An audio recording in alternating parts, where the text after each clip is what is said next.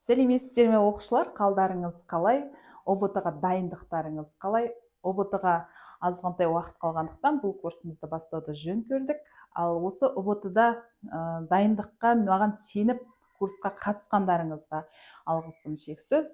Сол үміттеріңізді ақтаймын деп ойлаймын, Алла қаласа. Ақпаратпен қатар тапсырмалар беріледі. Тапсырмаларды күнделікті орындау үлкен нәтижеге жеткізеді деп сенемін. Ал өзімді жеке таныстырып өтетін болсам, Бегеева Жеңіскүл Абдуллақызы, математика ғылымдарының магистрі, 10 жылдан бері оқушылармен жұмыс жасап келемін. Оқушыларымның жоғары жетістіктері болғандықтан, қосымша онымен қатар ұсыныстарға байланысты мен сіздермен де бөлісуді жөн санадым.